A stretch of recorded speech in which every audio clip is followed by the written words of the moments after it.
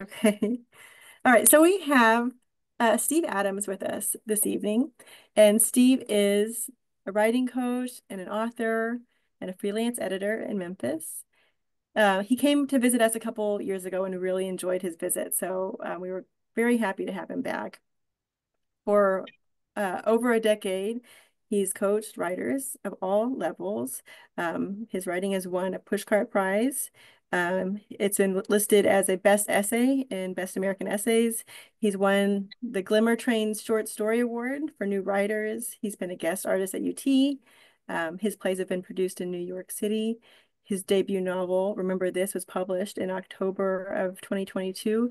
And I could probably keep going, and there's a lot that I haven't said, but we're very happy to have Steve here with us. And he's going to kind of go over the format of this evening. So, and we'll keep it fairly, I think, informal. But Steve, take it away. Okay. All right. Hey, thanks for having me, and thanks to the West Bank Library. Thank you, Maureen, and for everyone who's showing up. You guys that work out of there, and also I think probably I have a few people on my newsletter popping in and wherever else. So thanks for y'all for showing up. Um, yeah, this is going to be because here's just bear with me. I'm going to kind of find my way through this. My idea is to because the idea of this whatever this thing I'm doing here is is to try to address like three different areas. So it's going to sound kind of formal, and I'm going to talk, but I also want to let go and have some interaction with y'all. And was it? I thought her name was Sherry, the writer's block person. Is that right? So save that for the end. We'll come back to that. What I want to try to do, and I know I'm going to have to kind of shift as I go along because I want to have at least, 25 minutes or so at the end for just general questions because I do this weird thing, and I'll tell you a little bit about this as a writing coach. I mean, it's weird in that it was unexpected. I didn't try to become this. It just kind of formed around me at a certain point. So so what I do is I just talk with people, and it's loose, and it's almost like kind of a loose therapy sort of thing. So I'm kind of like a writing therapist in a way. And how did I get there? But that's another tale. I'll tell you a little bit. But we're going into a new year now. It's January. People always try to reassess, and so we're going to the three buckets we're going to put this in, and y'all are going to have to bear with me because I know I'm going to be slopping over between the buckets because it's artificial to separate them, but you can't think about them unless you do that. So that's the attempt. But the first thing I'm going to talk about is setting goals. The second thing is forming a writing habit. The third is the creative process. And like I said, if you were to do a Venn diagram with the three of those, it would be almost all intersection. But we're going to pretend that's not the case, and we'll bear with me as we hop around a little bit. Um, I'm going to be cheating with my notes a little bit to keep me on track because this is actually a lot to go over. So we'll see how this goes. But the idea is I will talk about this stuff, and then we'll have well, maybe 10 minutes. Maybe I'll talk for 10 minutes or so. Maybe we'll have 10 minutes of discussion. If you guys have discussion, we can move on. Then I'll go on to the next one, and then the third one, and then we'll have kind of the open-ended free-for-all. So if you have a question that comes up during this, write it down, and and that's what we'll do. Okay, so just to let you know, I mean, because people wonder what a writing coach is. I kind of told you, I'm kind of a therapist for writers. How did I get here? My artistic journey was very, very broad. I didn't even know. I knew I needed to express myself desperately through some medium, but I didn't know what it was until I'd already studied jazz guitar. I'd already been singer-songwriter for, most of my youth. I was in the acting program at the University of Texas, desperately trying to find a place to belong, and they kicked me out. You know why? I wasn't very good, and it was a great gift too, because if there are any actors here, I'm just not. It's not the right thing for. I love actors, but I'm not an actor, and so because of that, I kind of rolled up the hill at the University of Texas and ended up in Albert Goldbarth's poetry writing course, and it was just a great blessing for me. One of the best ever. He's just such a great. He's still alive. He's still doing really good work, and he's somewhere else. So that's where this thing turned. I went from being around a bunch of actors who I kind of disappeared around to walking in with a bunch of writers, and y'all may feel like this with your people, and go, these are my people. I understand this crazy a lot better than I understand that other crazy. So that started it. And it went off through all these other, I mean, I tried screenwriting. I was living in New York. I did playwriting. Uh, People who I had a bunch of, art friends, and I know some of y'all do other forms. All of those things over a lifetime kind of came together with also my therapist tendencies, according to the Briggs-Myers test. When I got lost my job in New York City, my day job that I'd had and supported me, and I had to go back to Texas and couldn't figure out how to make a living. And a friend who was a published writer and very good, we always talked about process because I love talking about process more than just about anything. And and she says, why don't you become a writing coach? And I'm like, what is a writing coach? And so that's where it started. She hired me. She sent some more people my way, and slowly it grew so that I could support myself with this work. So I've been doing this now about 14 years and probably full support for about 12 years. So the other thing is like at this point too, I've seen what different writers at different levels struggle with, what they do. I've seen a lot of people. And so I have a lot of, the patterns, you get these patterns and you get a lot of different ways to approach this stuff. So that's why I'm saying, yeah, listen to me. And that's why I'm here. But I'll say this too before I begin, that when people tell you what to, and I know probably you guys write, you guys are going to know a lot of the stuff I say. But it's good to hear it over and over and hear it from another voice. But anytime somebody says they have the way or they have the system or they have this thing nailed down and give me some money, generally in the back end of this, take a step back because there's not just one way. And the thing that I always encourage my clients to do, especially the newer ones who are uh, getting their feet under them with is to listen to the kind of the antenna that you have inside you that when something feels right, it kind of feels right. And then sometimes it doesn't feel comfortable and it pulls you this way. So always listen to that. And I'd say it's right 95% of the time, 5% maybe not. So you want to be open, but you can listen to that to know what you're going to do. So as I begin and say this, if I say something that doesn't fit your model, just ignore it, obviously. And you should listen to a lot of people. And again, the fact is you guys are already doing this, and you got each other. That's just great. So anyway, I'm going to start in now, and we're going to go through these thoughts I have about setting goals. And I'm a little bit, when I started thinking about this, I realized that, and started putting it in words, I'm a little bit contrarian on this because uh,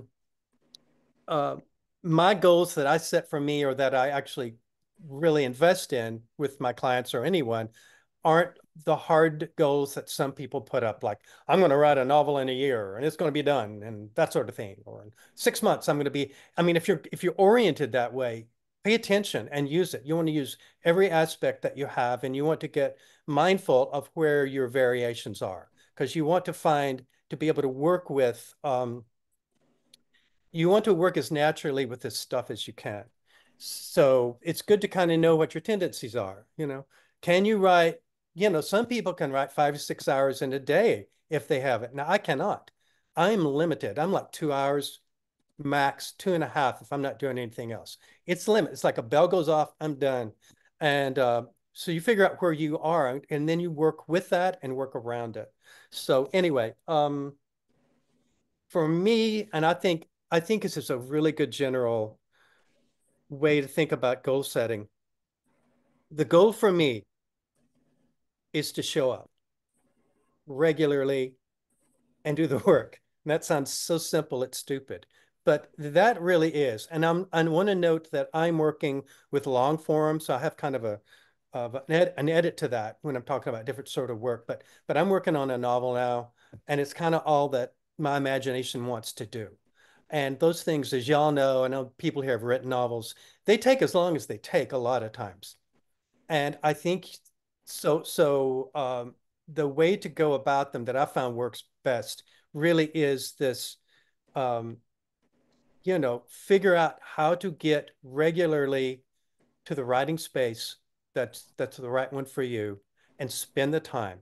And don't worry as much about arriving as being in the place that you're at. So it's a very kind of a Zen sort of way of thinking about it, which I believe, especially, I think writing in long form really has Zen aspects, if you can use that. So, um, so that's what I mean. Bottom line, you do that, you're going to write short stories, you're going to write essays, you're going to write whatever you want to write. If you're showing up and focusing on that day's work, and you won't make yourself crazy trying to sprint through this stuff. I have a note. I got to hang around a marathon runner who was with the Canadian Olympic team. And I asked him, how do you do it? And for me, this feels like writing a novel or maybe putting a book of short stories together, but it feels especially like a novel. And he said that he never thought of the end point of the race, never thought of the finish line, because if he did, he would collapse after, 4 miles. So what he did was he would get his pace and begin running, and he would see something in the distance, like a light pole, and run to that light pole. And then he would see like a car in the distance, and he would run to that. And he would, excuse me, spot these objects along the way and just run from object to object to object. So at some point, the finish line shows up as the last object. And that's how he sustained himself through it. And it just felt like a really good metaphor. Now, of course, he'd speed up at the end and all this, but as a metaphor, that just worked real well for me. Because if you try to sprint through, and I'm not a NaNoWriMo guy, okay? And I know people probably here are, and that's fine. If it works for you, great. But to me, that's not how to go about this. It's a marathon. You try to sprint, it's just not how it works. Uh, so you don't have to sprint. You just have to show up regularly, and it enriches your life on top of, hey, getting to write. Um, so let me check my notes here. Um, as far as goals, you can set them though. So you want to, whatever goal it is, you want to make it achievable. Like if you say, I want to 7 days a week, I'm going to write, and I'm going to write 4 hours a day. And no, take it back to achievable. Because one of the things I really talk about is you want to do everything, because writing is hard and it's good. It's good hard work. But you want to make it as comfortable as you can. You want to support yourself while doing it. Um, Anything that bringing the negative stuff, like, oh, I failed. You don't want to fail at your goals. I failed, I feel bad. So that's why it needs to be achievable, but also sustainable, because it is about really changing your life so that you are writing regularly, and that will get the work done. And years time goes by, our lives go on, but if you're showing up and you're writing regularly, and besides all this changing it will do for you, that's positive. You will produce a lot of work. So that's kind of my focus. Now, I want to say back around, if you're the type of person that can say, hey, in a year, I'm going to write that novel, well, do it. But what I would say is make sure that that goal is flexible. So if you're up 10 months out and you realize you're not going to hit that goal, it's not the goal's fault. It's not you for setting that goal. It's just not practical for the moment. So you want to relax into that, make it liquid, push it back 6 months. And I work with a guy who's done this. I've been there with him when he's a very good writer. But you don't want to consider, oh, I didn't hit my goal. Now, if you're not writing, that's a different thing. I think that that's what you should keep an eye on. Are you writing or are you not? Um, okay, so checking my notes here. Okay. Um, as far as short stories, I find kind of different. Short stories and essays, poetry would be different too, probably. Yeah. It's kind of easier to do these with goals. You can say, well, figure out how long it generally takes you. I still am I'm a page a day guy. So figure out what the pattern is that you can write a short story. And of course, a longer one will take longer. But if you could say, oh, I'm going to write a page a day for 2 weeks. That's 14 pages. And okay, it's a 12-page short story. Well, that's great. You've got that. And then you can go over it for the rest of the month, go over it 7 or 8 times or whatever. When I was really focusing on short stories, I would go over and over and over them because I started as a poet and I learned how the compression of taking out words and stuff like that is really useful. And so went over and over it. And you might find that you can get into a pattern where you can knock out a story that quickly. And you can get to the end of the year. Maybe you've got 10 stories, maybe 7 of them are really good, three not so good, but you've got 7 good stories. So go, okay, I'm gonna give myself 6 more months to try to get together a collection like that. So I find with shorter work, it's easier. And of course, if any journalist people, you're always on a go, but that's kind of a different thing than what I'm talking about. Um, I would also say, of course, like I've worked with people who had an editor waiting for their work. Well, I've been one. Um, you want to hit that goal if you can. And other would be an agent out there uh, saying, they see your work or they're interested. They'd say, okay, send it in 6 months when it's ready. Then okay, well, we kind of got 6 months to work with. But at that point, your novel, let's say, is it close to a finished state? So instead of like doing the early deep dive excavation of this novel, you're more like a carpenter. You're showing up and you're going to be hammering and sawing and putting some paint on it, and that's more uh, easier to do. It doesn't take as much from you emotionally or mentally, and so yeah, and someone's waiting for it, so that's a good carrot on the end of a stick. Um, so if setting a goal makes sense in that way, I will say this though, that my experience with agents is that if they ask for it in 6 months, they'll still want it in 9 months. It's okay. But you don't let yourself off the hook too much. You want to go at a regular clip if you can. Okay. Like I say, I'm not sure how this, so that's really all I have to say in this part for goal setting. And I'm not quite sure how the questions will work because we don't want to get too far off in the weeds because I want to have plenty of time at the end. But let's try, if anyone has comments or questions, you can chime in and then I'll see what I have to say about it. And I can just keep rolling too. So this is y'all's time.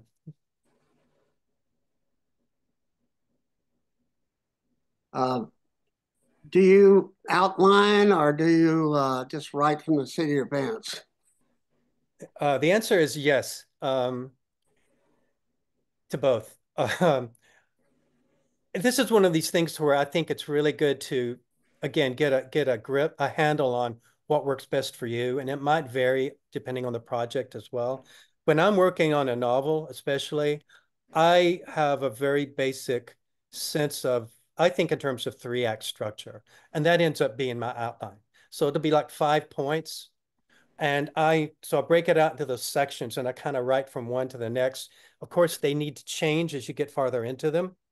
I think outline writing is great, but I also will stop in the middle. I'll realize I'm lost. I've gone off the road, back up, look at everything, and I will do short outline like whatever the next 50 pages look like or 30. I will like write down that so I will know what's going on because it's easy to get lost. But otherwise, I kind of, as long as I have those big units, I generally go from one to the next. And of course, you can outline after you've written something too. That's it all makes sense. Outlining is good stuff.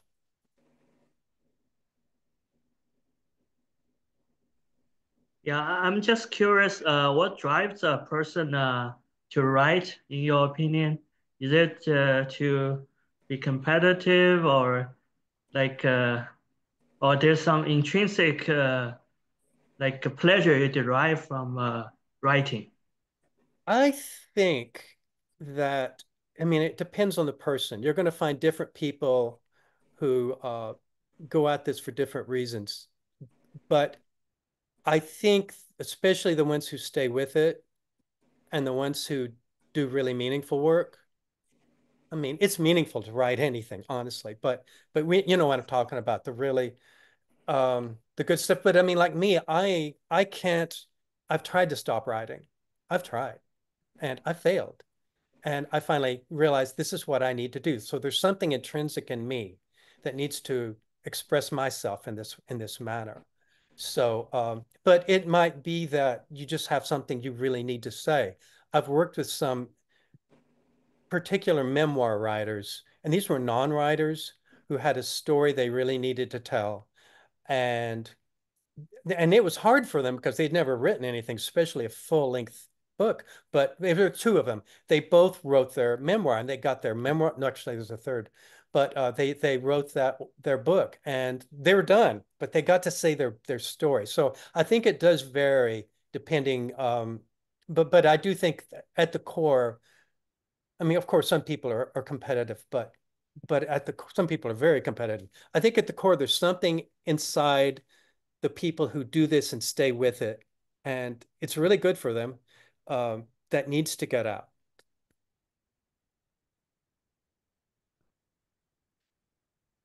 I think that's a really good question that I maybe in a future workshop when that we can explore more in depth also, because I kind of want to ask every person, what drives you to write? And I do want to find out from like every person here what that is. So I wrote that down because I do want to focus on that sometime, maybe in a future meeting also, like just individually for everybody what that answer is. Yeah, that'd be a good thing to ask folks. So Mhm. yeah. I'm asking because I found that actually a lot of people don't have the motivation to write. They don't write. So I'm just curious, what's driving us to write? It's kind of, I don't know. It's like the magic question. I'll just say it's real interesting. I mean, it's on my mind. I thought it was great. The Bob Dylan movie, yesterday, whatever it is, uh, like a complete unknown. And one thing they really capture in that is just how this is a part of who he is. He can't be anything different. This kid who's writing these incredible songs, but it's like it's coming from something else. No one understands it. I do think this goes into the irrational or irrational. It's not the sort of thing that makes sense. If it made sense, we would be putting this time into making a lot of money and, doing that sort of thing. And but no, and that's to me is the magic of it. And for me, I'll just kind of put this out there, and you don't have to be like me, but there's a spiritual element to this, like there is with every, and I'm going to get to that in this next section here. Um, these things become disciplines, they become practices. And there's spiritual practice, there's martial arts practice, there's, you maybe you play guitar and you sing your whole life. That It's is, something that fulfills you. it's nothing I can do at 7 o'clock. Leave that alone. So, if I can, I think I will use that as a segue to talking about the writing habits. And this is another thing. Before you, Oh yeah, hit me. before you switch, Okay. I have a favorite quote about why we write. It's from Zora Neale Hurston. That quote is, "There is no agony like bearing an untold story inside you." Yeah, that's good. That's good. Well, we wouldn't do this if we didn't need to do it, right? And so you have to balance that. You have to balance that with your life and everything else. But the thing is, and this is kind of what my work is about, is to try to help people figure out how to balance it so they can do this work that's important to them. Because everybody can't get published by Random House, right? And a lot of that is luck and fortune, and also, of course, talent. But there are a lot of talented people. And frankly, the longer I do this, the more I see that it really is a lot of luck and timing, and but that the gold of this stuff, what is matters is that can you spend your life this way, and that it is, it just makes your life richer. So like you say, you're not bearing that story you need to tell, you get it out. And she certainly had that. I mean, she's such an interesting person. Um, so anyway, okay. Anything else, or shall I continue? think writing is our little bit of eternity. It will live on beyond us. Yeah. Yeah. That's how I feel about it. I want to write that so it gets in the world, right? So it's not just stuck in the air. I really feel a responsibility the older I get, just to try to tell the stories that have come to me and do the best I can. I don't have to be successful, but I need to do the best I can, and then it's okay. Then I can take off. I can go have a beer then. I can go, stop, not write for the rest of the night. Okay, so shall I go to the next bucket? Okay. All right. So this is back to my little formal model here. As far as writing habits, and again, everyone I know in this writing group has your habit. You're doing this. So I'm saying things that are probably obvious, but I'm going to say them anyway.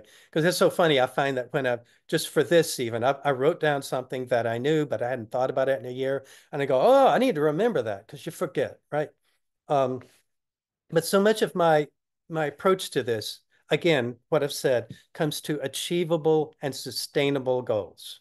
You do not want to set yourself up for failure. You want to keep moving, and not feel bad about what you do. So here's the beginning. It's like forming a writing habit.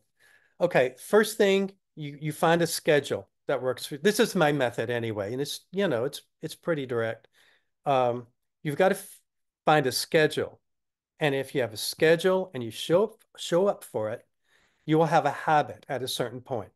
You might have to, might be some resistance. There usually is. It's like going to the gym. There's going to be resistance, but at some point it becomes a habit. You're 6 months out. You don't go to the gym one day and your body's like, hey, aren't we going to the gym? I mean, I feel that I feel that in me if I've been, in that kind of habit. So if you're showing up regularly to write, you will get habituated to it.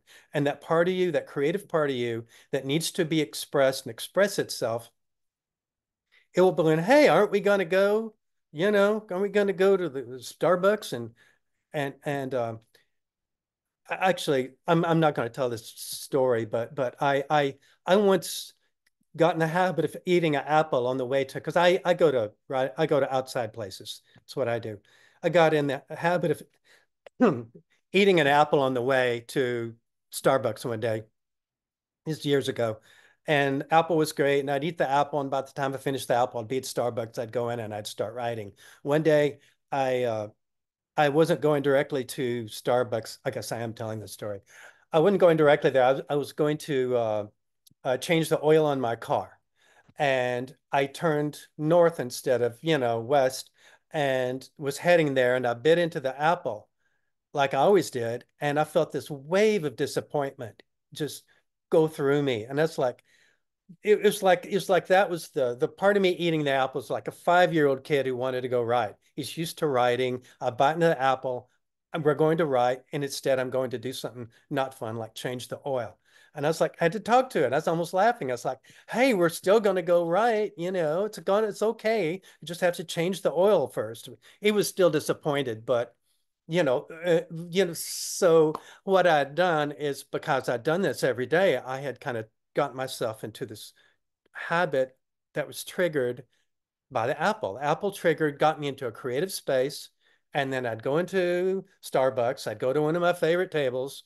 I mean, you want to be as ritualistic about this as you can do without coming off too crazy, because it will help. And you don't want to be too rational about it. Anything that helps. Wear a funny hat. I mean, just whatever helps. So the apple story is in line with, and here's what I'm talking about in this habit thing. I just recommend this, that you have something nice. Again, this is about making the writing process as nice as you can, as comforting as you can. So have some tea or have some coffee. It doesn't have to be caffeinated. It can be caffeinated, whatever. Do something when you're doing it. So, because that can, over time, if you're like me, it can become a trigger that will help open that creative part of yourself up. And just kind of, you want to do everything. Grease the skids a little bit when you get into it. So anyway, like I said, so schedule something you can do, achievable, sustainable, turn it into a habit and keep doing it. And at some point, the habit becomes, these are my big words, discipline. It'll become not like, discipline, but a discipline, like a spiritual discipline. I also use practice. It can be like a spiritual practice. Again, like a martial arts practice, a religious practice. That's when you are actively going into a space and doing stuff that feeds this greater thing that we were kind of talking about. That where does it come from? Why me? I don't know. See, I don't think about that anymore. I'm just a worker. I just show up. I think about it a little bit, but it's just I've been doing this way for so long. So you just do it, and then it becomes your practice. And anyway, and at that point, it's like you get like me. It's you can't quit. You might want to quit. Can't quit. Let's see what else I say here. Okay, think of time of day. Like I say, it's good to have that little treat, a little cookie. I don't care. Light a candle. If any of this stuff works for you, like all of this. Something that is important. Well, this is extremely important, actually. If you're trying to get yourself a practice down and it's been irregular, been hit and miss, I think it's worthwhile to sit down. This is something I do with a new client. And like, get a piece of paper and write down what your responsibilities are and how long they take. You need to do a real assessment of what your week looks like and your day looks like. If you work full time, how many hours? If you have to commute, what does that look like? Do you have a child? Do you have a spouse? How much time do they need? Because you got to take care of the people in your life.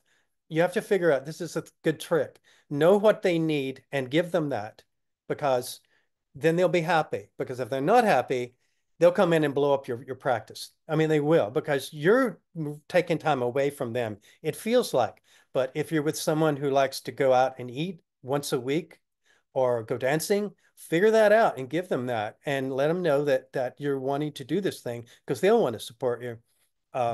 Kids are a little more touchy about it, but it's still good for kids to see you having a good in a discipline, and that you care about something enough to get up at 5:30 in the morning for it. Okay, that's another thing too.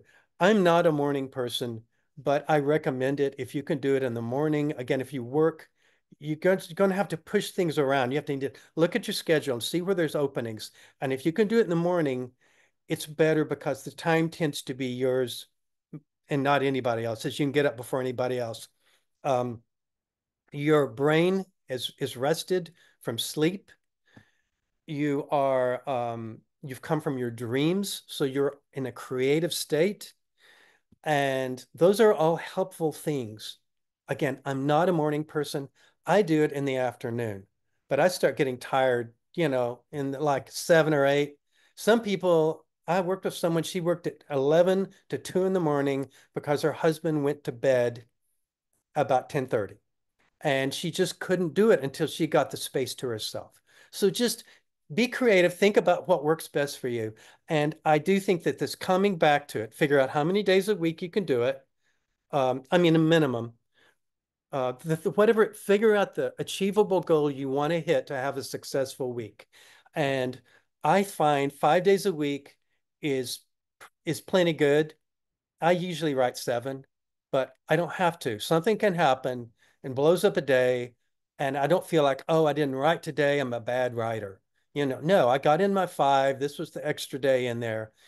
Figure out what days work for you the best. And of course, you can flex all this stuff around. As much as I'm saying these things are like in a fixed way.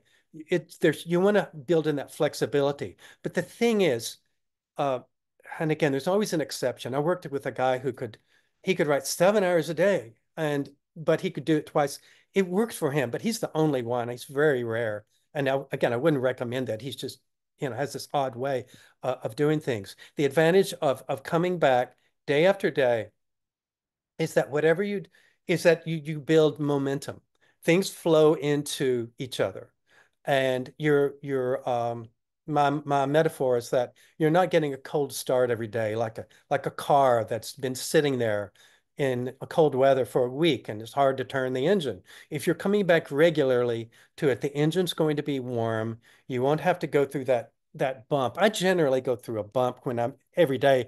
It's like open up the computer. It's like, yay, I get to write now. Yay. And then open up the computer and I go, oh, I have to write now. And then that just lasts a moment. And then I'm writing. What I do, I can figure out what works best for you. I back up like a page or two and I read through it and I edit a little bit. And that gets me kind of on the shoot and I flow into the new stuff. I'm talking about creating new work here, not editing, obviously.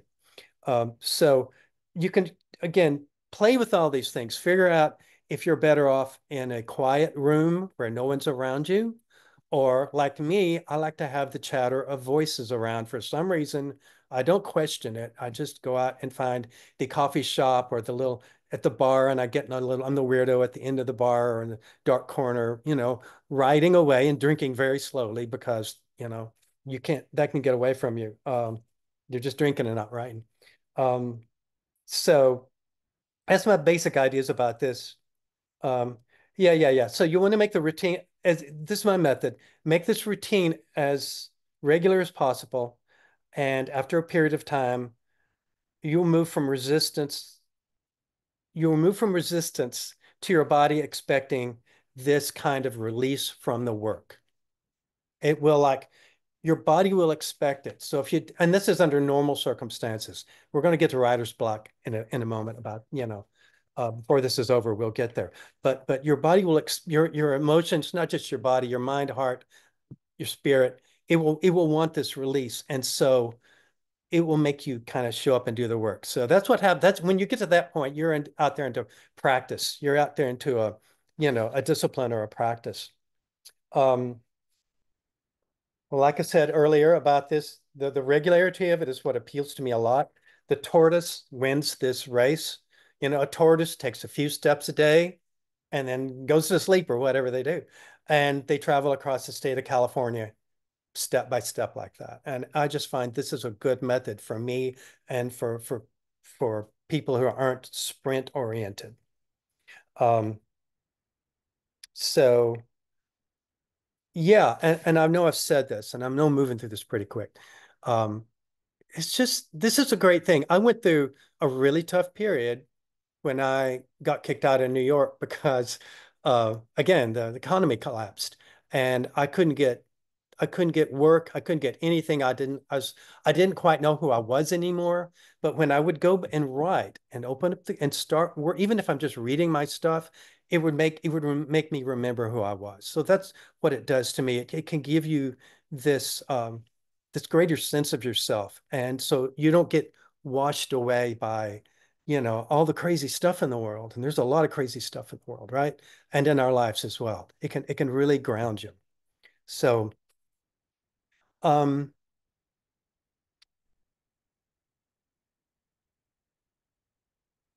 think, no, I'm going to stop for a second, but I want to go, the last section. No, I'm sorry. I'm changing this in midstream. I want to go ahead and continue so that we have more of a block of time for just discussion. Because the next one really it's really blended into this other stuff, which is just the creative process, which we've been talking about this whole time, right? But these are just some things I have to say. Yeah, like I say, do whatever it takes to get yourself writing. Don't expect to feel inspired every time because you won't. And if you're like me, I'm sure you're out there and you're doing the work. You're like marching through your novel or your story, and at some point something turns, and then inspiration comes into the room. It comes in because you've kind of earned it in a way. So that's the way to go about it. You need to be able to work whether you're inspired or not, because inspiration will not be there every time. Okay. Oh yeah, something else, a reason to work on it a lot, like again, regularly, 5 days a week. I've done 3 days and it didn't go as well. I felt disconnected from it. 4 was better, but 5 is okay. You do 5 on Monday, like I say, it's Monday through Friday. You take off the weekend. On Monday, the engine will still be warmed. You'll be able to get going. But if you're going at it regularly at when you're not writing, your mind you'll be working on this in the background. Your subconscious will be kind of working on it because it's just something you think about every day. And you might try if you want, you might try just reading your work a little bit before you go to bed. And that way that's the last thing in your mind as opposed to being on the phone or the computer or the news. You know, you go to that other place. And here's a tip. And I think I gave this last time, but I really like this tip. Um, so I keep just paper by my bed and a pen that I can reach in the dark in the night and scratch down a few words of an idea if it pops up. Because I'll get an idea when I'm drifting off to sleep and I'm already starting to relax, drifting off. And then here comes the idea. And I don't want to write it. I don't want to write it at all. But, you know, it's there. And I know from experience, if I don't write it down, it will not be there in the morning. You think it will. You think, oh, it's a great idea. It'll be there. Not only will it not be there, you won't remember that you had an idea, odds are. And I found this out with me. So what I do is I make myself now, before I drop off, I grab a piece of paper and I write down those words and I drop it on the floor. And then I wake up in the morning and most of the time I didn't even remember having an idea. And I turn it over and there'll be some words and the idea will come back. So I'll say, oh, the idea fairies visited me and left an idea. Those are the idea fairies. I didn't write that, they did. But it's just because the dream, the subconscious is working on this stuff. So, and you need to be aware of other times in the day.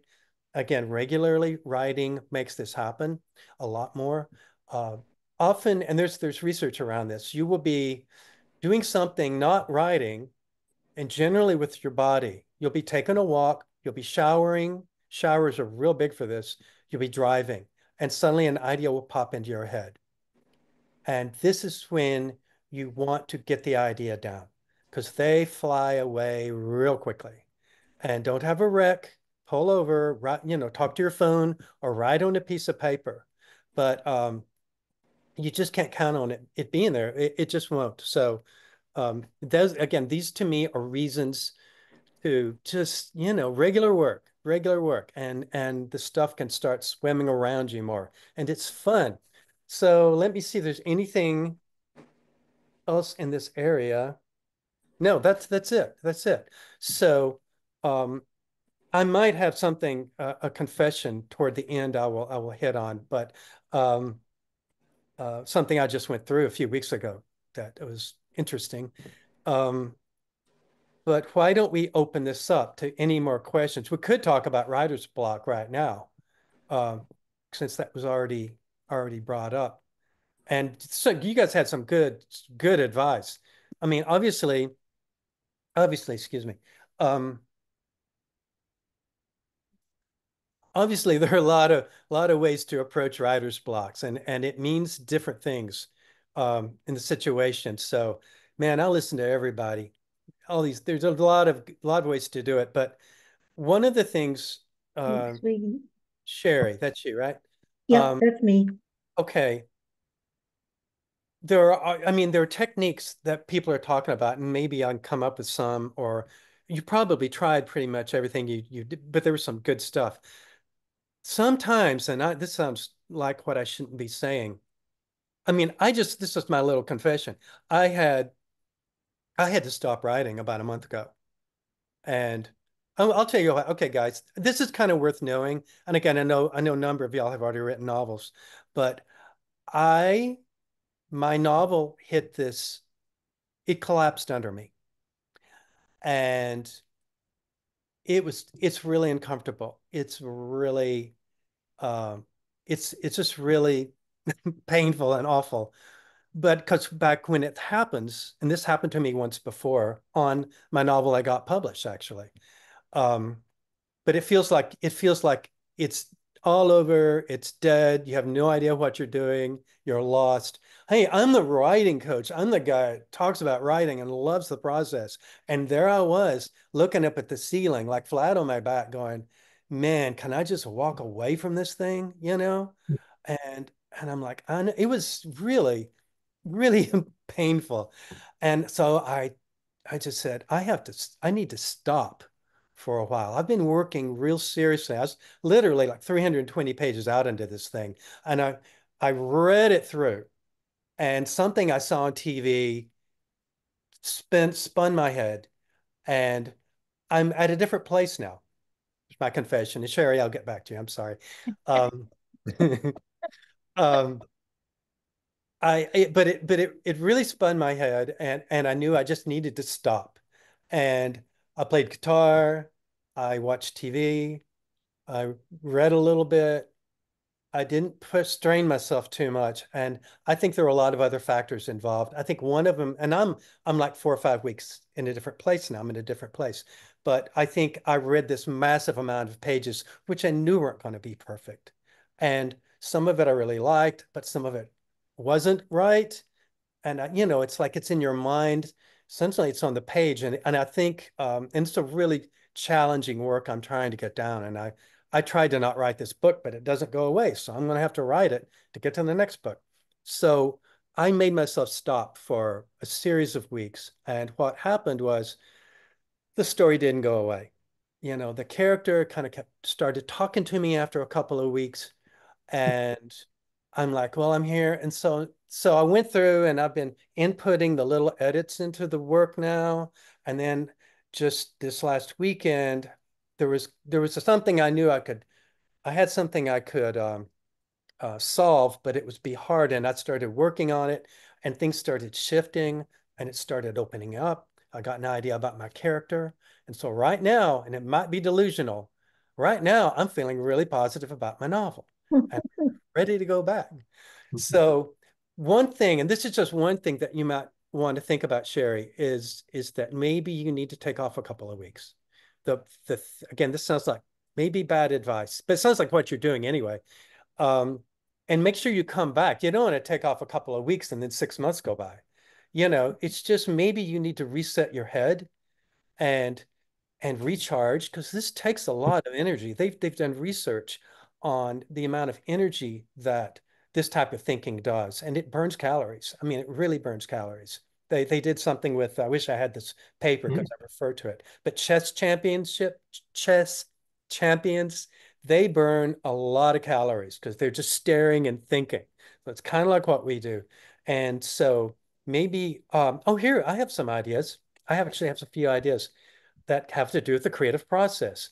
Different than, again, the good advice people give about how to get yourself going. I mean, I loved all those. But these are general things to do because sometimes we just need to fill the well. The well has kind of gone dry. So Julia Cameron, probably a number of y'all have seen her, the artist, seen her book, The Artist. Oh yeah. Yeah. I've got those books. Okay. Well, yeah. So going on art day, that's one of her things, right? You go to the museum if you like museums, you go out, listen to music, you do something that is just pleasurable in the world of art, maybe different from writing, something that comes in from another angle. And just think in terms of just filling up that well a little bit while you take your little break. It's good to do this stuff anyway. This is again, this is a little bit off, but yeah, art dates, anything that kind of go see a movie. This is more general stuff, but I meant to mention it. Like if you like massages, go get a massage. I love massages, and I also respond really positively to acupuncture. So I have a good guy in Dallas who does that, and I'm exhausted. I'm burned out. I've been going through a lot of burnout. This has been a very intense year, right, y'all? And so I just kind of, yeah, again, it costs money, but I need that. I need that every now and then. So don't cut yourself short with that. And those are just two that I know of. I think body practices in general are good too, because the body is a part of this. The blood has to go through the brain. And if this isn't working right, then you're going to feel sluggish. You're going to feel more tired because you're actually asking of yourself quite a lot. And it's wonderful and it pays you back. But it's a demand. It's like we're like athletes. We're emotional, spiritual athletes of a type, mental athletes. We have to think a lot. So you want to take care of your body, so it takes care of you. So again, exercise that's that you can do comfortably, meditation, yoga, anything like that. Eat well, have a treat. So yeah, so maybe give yourself a little break, and eat well, and take a walk. I mean, that sort of thing for a little bit of time and see if that whatever you're working on starts kind of bubbling up a little bit or it feels more comfortable because you don't want to force it too much. I mean, I've beaten myself through long stretches of writing, but at a certain point, you kind of want to take a break. So I don't know if that's helpful or not, but that's the one thing I thought of when other people were giving you more direct practical information. You might want to combine that. Writing, here, I'll say one more thing. Writing blocks are painful to go through. I do know a writer, whose name escapes, oh, Richard Bausch. Um, he's on Facebook and he says he talks about writing sometimes and they're amazing. He'll be like a page. He'll just talk about writing. And one of the things he says, and I'm not sure that it's always true. I think we burn out, but he says that a lot of time a writing block happens when you come, like he says terms like a novel or something. I'm thinking because it's a big work, but it could be a short story. It could be a collection of poetry. It's that when you come to a point where he says it could be like where the this reminds me of something else I want to say. It's what starts happening when I go. It's like you come up to the you might have come up to the point where something needs to happen big with your story. And it's big and it's asking a lot and you're not sure how to do it. But he says it's actually a good thing. It's not a block, he thinks. Again, I'm just saying this is what he thinks. He thinks that it's actually, it's kind of the challenge of the story. And you're going to have to, so it's presented itself to you. This is kind of more of a way to flip the way of looking at it. Whatever the challenge of the story you're working on has presented itself to you. And it's kind of big. And that's why you kind of feel blocked, right? So you want to keep coming back to the idea of it. And you can, I mean, again, you can just write notes about the thing. You can get away from just trying to write. You can write notes, you can doodle, you can stare out the window. Staring out the window is one of the best things I do as a writer. I say, yeah, I write 2 hours a day, maybe, but I'm looking out the window 30 minutes. And that kind of separation keeps things more in a state of flow. So that's something to think about too. But also the other way to think about it is if you're just kind of burned out with everything and I would say that if you are going to take a break for yourself, do those art dates and don't fall in. We live in a time where the electronic devices are so consuming and so addictive. And if you're doing that and you fall into that, you're not going to get the downtime that you need. It's okay to do it, but it's overly stimulating and distracting. So make sure you do something creative or good for you or fun during that break time, and then try to let that stuff start coming back and then move towards doing like I'm doing, right, entering the writing again. And I'll say this and I'll shut up and take another question. What happened with my other novel? This is where I'm hoping this is what's happening to my novel now. Because sometimes you do have to abandon a novel and it's like, who wants to do that? But you do. But I do think that you want to try to get to the end of it before you make such a move because, man, it's such an investment. But my other novel that got published in 2022, and I'm really happy with it. It had a collapse, and I didn't know what it was going to do. But it was because I had a problem with the novel I had not solved. And due to actually feedback, I realized that, and I didn't know what I was going to do. And it ended up being the key, the thing that solved the novel was this. But it was a collapse. I couldn't work on it for a while. I had to get away from it. But the thing that solved the novel came up through hitting that wall and falling down and getting my butt kicked, really. And so I'm hoping this is what's happening now because I know I could see what was missing from my novel by that read through, even though I think I had a way too harsh response to it. because it's a draft. It's not supposed to be perfect. It's supposed to be a C- version or a D+ version, and that's great because that's 65%, but it hits you emotionally. And I have a feeling for really where the novel needs to shift now. Very different from the other one. So again, wish me luck, fingers crossed that this is a turning point where I realize, oh, I need to go here now and throw out a bunch of this stuff and bring this other thing up, and it's going to shift the story. So anyway, okay, so Steve, get to can him. I Yes, follow up just a little bit? you bet. Uh, just this is where I am. Okay. I've completed 3 novels. Ah, I have never had one accepted by an agent. And part of what's bothering me is an existential, not crisis exactly, but question. I think, why are you doing this? yeah. You're spinning your wheels. Now, like Maureen's question at the beginning, I kind of write because I have to write. Yeah. But then I think, and I'm also a visual artist, which I do show my work. So Oh, great. Okay. uh, It's good to have taking another. the day to paint is not exactly an escape. I love your idea about the massage because I love massages and I deprive myself of them thinking, you can't afford that, you can't afford that. But now I'm going to say, well, the writing coach said I have to do it. So Yeah, I that's do right. it. Yeah. But I think part of it is discouragement. Yeah. And early in December, when I started having this problem making myself want to write, I thought, okay, edit, go back and edit these books because there's something wrong or somebody would have wanted them. I think they're great, but evidently they're not. So I started editing, and even that, I'm thinking now, I don't want to edit. I don't want to do anything. And that is very unlike me because I started writing the first one of these 13 years ago. So I'm not new to this game. Great. And I have always felt the need to write, like to write. 2 hours a day was at least as what I would do. Yeah.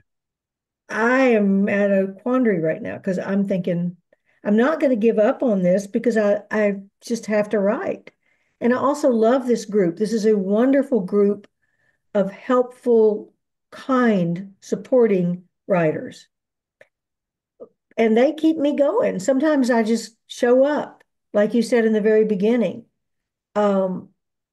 But I'm not sure how to get past this. Yeah. I mean, it's like I understand. I feel I feel your pain. I mean, believe it or I do. It's tough. I talk about, and as a writing, I really believe in writing, but it's really hard. The real world application of it is really tough and can be tough. Something I've discovered actually more than I realized as I've gone farther and farther into this is that there's very good work that doesn't always get published. I mean, it just doesn't. I thought once upon a time that if it was really good enough, it would get published. And I don't believe that anymore. I just really don't. I think it gives you a good chance. Um, I mean, it's just hard. We have to go through these things, and it's just, I'm sorry. We lose faith at times, and I've lost it in various other ways. Well, and But I read a great deal, and a lot of what I read is not as good as what I've written. yeah, I mean, I do I mean, that. it just isn't. How did this get published? And so Yeah. maybe I do. I think this now, especially now, the more the new stuff that doesn't thrill me like stuff used to. But if it's take maybe like again, this might be an argument for, and you should still come to the group, but just taking a break and sitting with it, and like you say, you have the urge to write. That is the bottom line for all of us. I mean, it really is.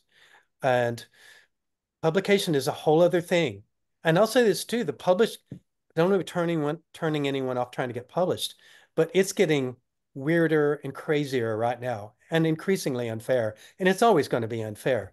But what matters is for me, and gets into the more again the spiritual aspects of it and the life supporting aspects of it is it's just the work itself is just meaningful. I mean, until it gets to a point where it's not, but I want it to always be meaningful to me. So, hopefully it will be. But if it's not, you might have to make a hard decision. What would you fill it with, though? That's what I don't know. So I'm very I go from I once told someone when I was getting my MFA, I said I go from one delusion to the next. I believe in the novel I'm working on when I'm working on it, and then if it can't get the agent, um, whatever, then you go through the downside, and then you come to the next one is. So I'm just going to try to keep going through these delusions until they plant me in the earth. That's my plan, but I don't know how helpful that is. But it's worthwhile because I mean I have a couple of visual artist friends who've done amazing work, and they've gotten some work into the world, and but they didn't. Everybody just it's just so. I'm sorry. This is just such an existential, complicated question, and very valid because we all have to face this. But the difference between the way the world accepts our work, and what it means to us, and the creation of it itself are very separate things. So you want to really try to keep them separate while you try to get the novel to an agent or whatever. But you want to keep them separated as much as you can because they are very different. Yeah, that's kind of the best I got. But That's good though. Thank you.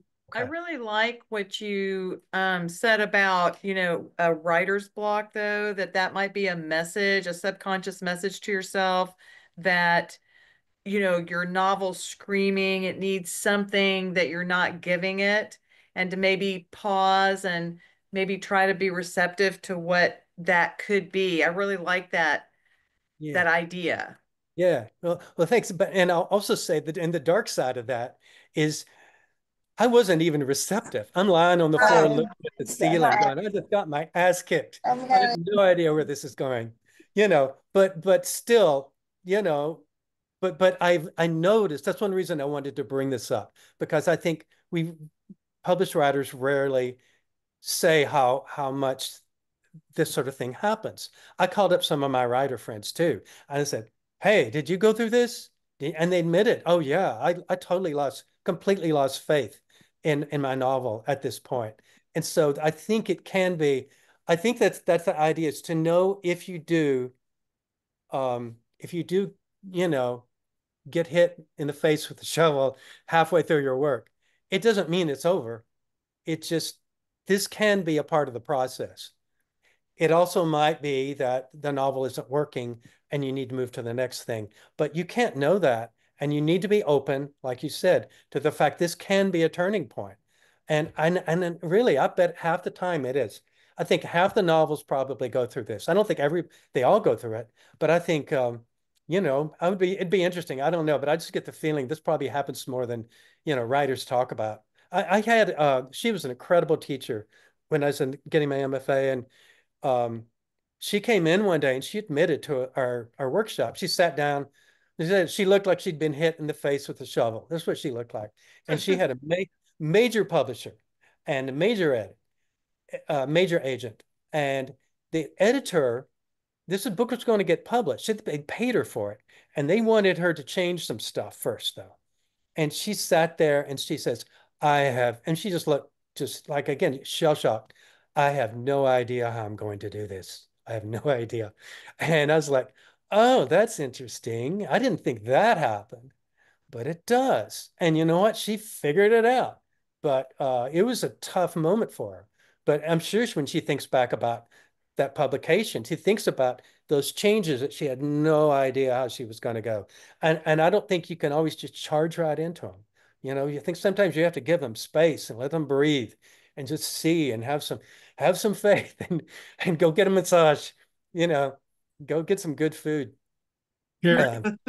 Sherry, I remember, I wanted to say this, when I had a little trouble with where my story kind of went off track and I couldn't figure out where it was going, after taking a break from it, I used, when Maureen gave us that exercise to write a back flap, or the kind of the summary of the story, it got me back on track about where this story was going, and it got me re-enthused about the story. If you could write some kind of summary like that about where you think the story is going and what the purpose is, then it can get you sometimes back on track. It did me. Yeah. So And I think we have an exercise coming up that is going to include that practice. That's a great idea. Well, And there's every time you do a query, and I've done over 75 queries now. Every time you do one, they want something like that. I've written it and rewritten it and rewritten it, Yeah. and I'm not sure what else to do. Well, the Maybe- exercise, if I yeah. remember correctly, is that we're going to write our back cover and then we're going to work together as a group to, make constructive, That'll be great. constructive changes to each other's back covers. I would really think that would help me. Yeah. We'll do it next week. Mary, why don't you have this conversation with one of your characters? Ooh, I like that too. They I might actually have do like that. I never Yeah, thought just of ask that. them, what do you want? have a conversation and let Very them good. give them time to answer you. I like that. this is That's a true- great idea. I've not thought of that one. You can, I've heard of people doing this, literally interviewing a major character, Oh, okay. in their story they're working on. Literally in their mind, Mhm. sit down and ask them questions and see what they do. Yeah. And it doesn't even have to be about this story. No, And see, right. you know. Yeah, exactly. You might find out they like Boston Terriers or they were a horse person. These are like, then it opens up the imagination, right? Opens up Yeah. creativity. That's a And great you idea. want I hadn't thought of Very that good. one. anything like this. Wondering if I could jump in with a question that is far more concrete, less it. esoteric. So I am curious about, you have your creative time. You have this sort of chunk of creative writing time. Right. When is it that you would then go back, look through what you've written, and really give it some thought about rewriting it? Or do you instead maybe go through those 5 days, get a good chunk of writing done, and then rewrite or look at it later? How does that work for you? For me, again, this is like, it's just a lifelong process to get tuned into what works best for you. And again, it might vary depending on what you're writing too. My method that works for me when I'm writing is seriously, I'll write more, but 1 page a day, 5 days a week, and if I do that, they pile up, and I will go back like a page or two and read to get in the flow and edit a little bit and then shoot forward, because the new stuff is always the hard stuff. That's what takes more. So a little bit of momentum going into that generally helps me break through, and then it'll open up. I might write more in a page, but the next day I still have to write a page. So if it's like a short story, my instinct, because again, the initial draft is once I get that down, then I'm like, okay, because now I can edit it's a different thing. So I'm always driving towards getting a draft down and then working with that. This thing with a novel, that's a long novel. It's going to be like 440 or 450 pages. So I was like 3/4 through on what I felt a need to stop. I knew there were things I wasn't solving. I needed to go through and see, because sometimes you can see by where you are what you should do before that. Mhm. But that's why I stopped to read through that whole thing. But especially if like a story, if it's a story, like a short story, I will go ahead and power through to the end of it, get a shape of something there. And then that's when I will want to go through and read through. But of course, this is all varies. I might like say at a novel, I might go to the halfway point and say, okay, I feel like I'm at the halfway point. I'm going to go back and read through, because things are going to change along the way, and you want to get this in mind. But I go with my instinct a lot, and my gut. My gut tells me a lot when it's time to go back and read, and your miles will vary a bit. But I think, getting tuned in with your gut and getting a chunk of that first draft down, what's her name? Anne Lamott calls your crappy first draft or whatever it is. You get that, and then you got something to work with, So Is that close enough? Is that good enough? Absolutely. Thank you so much. I appreciate Okay. it. This is an idea I want to say. I love the back flap idea. This is a little bit different.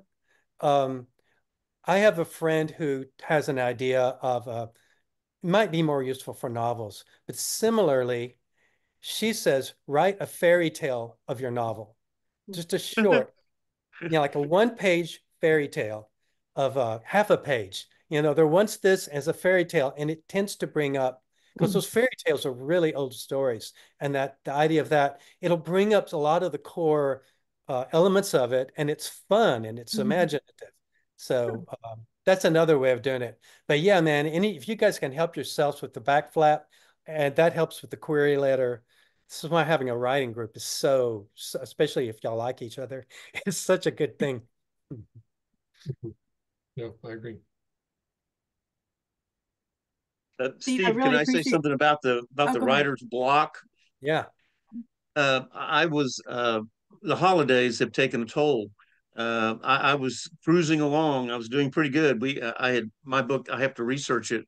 So we'd gone to California for me to do research, and we got back, and I was just writing along, and I'm probably 70% through with the first draft, and then the holidays came, and I bet I lost 6 weeks through holidays and birthdays and family celebrations and visitors, out of town guests, and one thing after another. And I've tried to come back to it in the last several days. And oh my gosh, I reread the last 2 or 3 chapters to try to get back into it. Yeah. But even at that, I've had to go to other smaller projects, work on them for a while, and then like what Tom said, and then come back to my major project. And I'm still, even though it's outlined, and even though I've got all this stacks and stacks of research, I'm having the writer block issue, which is related to not doing it every day. It's related to the missing the discipline of when you're on a roll, working on it on a regular basis, maybe not every day, but on a regular basis. And now I've lost 6 weeks. And even though I've got it all outlined, I've got all this stacks of research, the creative juices are gone. And I'm not sure, it's going to take several kicks in the head, to get it started again. Don't get bogged down in your research. Maybe just keep going with your story. Yeah, well, I've had people, I mentioned to the group, I've written letters to people asking for help, and they're writing me back. And so now that they're writing me back, now I'm in conversations with these people that are helping me. And that's great for the research. Now I'm all excited about the research. And so those people are writing me back going, well, what about this? And what about that? No, I found this. And so now I've got to get back to the creative side of finishing remember, my it's story. not a textbook. You're not writing a I know, textbook. I know. See, that's the biggest problem I have. The biggest problem I have is too much historical detail, which is interesting, but that's not what the story's about. The story's about, the romance between two young people. And so I have to get back to that. Todd, I think you're right about the holidays, though. Some of what's yeah. going on with me, I blame on that. I know the there's holidays so many obligations that are not normal. I bet I didn't write anything on this project, on my major project. I haven't written anything in 6 weeks, and it's really thrown me for a loop. Yeah, it's hard to. I think you're right about that. Yeah, it's a thing. I have a saying: if you get thrown off the horse, it's just like, you're not beating yourself up. I know you're on track. You're finding your way back to your work, but you get thrown off the horse. Don't beat yourself up. Just get back on the horse, right? As soon as you can. And all the I work literally specifically with people to try to help them get some writing done during the holidays. It's a big thing. What you said, though, about the research, that was part of the problem with this last novel I'm working on, because there's a lot of historical stuff in it. And I read through and these blocks of history. That was one of the things that threw me off. It's kind of obvious. I knew it would happen. But yeah, it has to be a story about what happens between people. And it's really tough to balance that out. But the main thing you need to do, like you're saying, is just need to get going again. You need to get going again and just sneak up on it. And like you say, do some other little projects, whatever. Great, you got an outline. That's really good. You kind of know what's happening. You're just going to have to. We're in a new year. It's a ritual shift. You can just start you know, sneaking up on it and you know, and then a few days will go by and get that roll going again. I really appreciate you being so honest with us about, you know, the journey that you've been through this, you know, with this past book. I mean, I think a lot of us can probably relate to that, having something kind of, you know, going well and then just have it collapse and feeling, you know, shell-shocked and kind of, you know, despairing about it, but knowing, okay, maybe this was just a step in the journey of getting this going again. And a lot of, you know, great writers have experienced it. So, you know, it can be a step in the journey, but yeah, it's just hard to take it. It's tough medicine, but it really can be where the thing changes. It could be where the whole novel happens, you know, at that point. Again, that's all roses. That's all, you know, lollipops and unicorns way of looking at it, because it's you know, it's really tough to go through. It's tough, and you know, you don't know, but it really is. It's a challenging, and like, respect yourself for this work, because it is challenging, man. I mean, I don't think you do this unless you need to do it, and it challenges you to do bigger and something different. It's always pressing you to go, and that's what makes it great, and why some people cannot do it. I mean, I worked with this guy. He was one of those guys who had a story he had to tell, and he did a good job, but he was super successful. He had made just beaucoup money, and he was going to, you know, his idea is he's accomplished all this stuff, and now he's going to write the story and tell this thing. And man, we were halfway out there, and he just said, I had no idea how hard this is. And I'm like, yeah, welcome to the party, you know? Except for us, we have the advantage of being driven.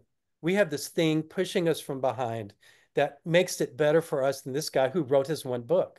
And for us, we're going to write. I mean, I think most of us, at least for a big period of our time, we're going to write. A period of our life, we're going to write, if not all of our life. Like, I know I'm stuck. Like I said, I've really tried to stop. And I tried to not write this novel too. I really avoided it, and it just wouldn't go away. So I'm stuck with it, better or worse, you know. Well, I think you've given us a lot to think about and consider in coming weeks. Also, I think some of these points are going to come up again and again in the next several weeks that we're going to be meeting. And I know it's after 6:30, and I want to respect your time. So thank you so much for coming. Thank you. Yes. Thank you, Steve. Thank you, Steve. It was very helpful. Very, very good. This was fun. Good luck to everybody. All right. Yeah, Thank you so much. Up Yeah, I to really you. appreciate it. Alrighty. And you too, right? Yeah.